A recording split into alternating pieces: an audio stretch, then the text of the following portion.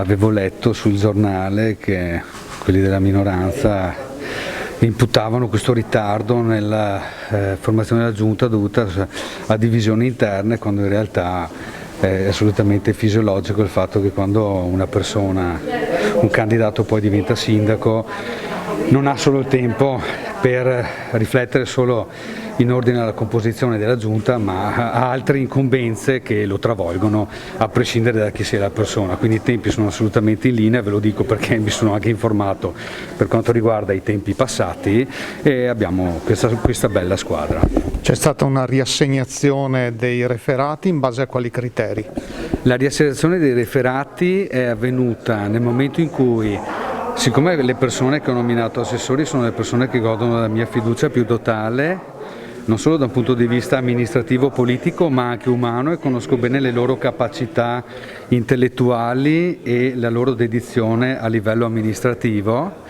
è stato secondo me opportuno fare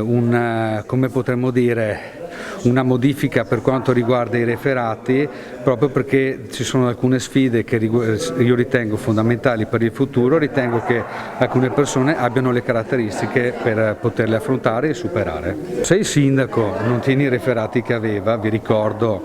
che i miei referati al bilancio risalgono a 10 anni fa,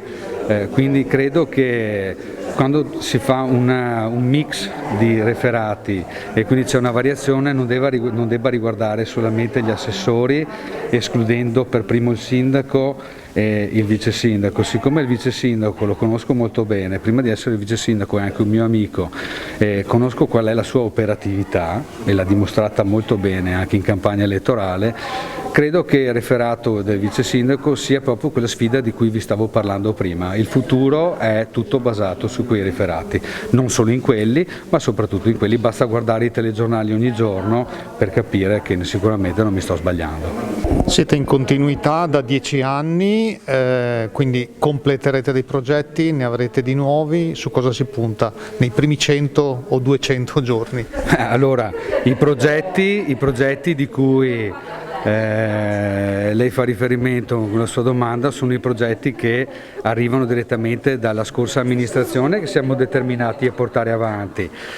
Credo anche che un altro dei referati di cui stavamo parlando prima, strategici, sia il recepimento di bandi e finanziamenti proprio per continuare nell'opera di riqualificazione degli impianti sportivi, delle scuole, a livello viario, senza dimenticare il rapporto col cittadino, soprattutto in questo momento in cui il cittadino si sente bersagliato di informazioni contrastanti per quanto riguarda il virus e quant'altro. Quindi una visione strategica a lungo termine che già è partita 10 anni fa e poi è proseguita 5 anni fa e adesso continua, pensiamo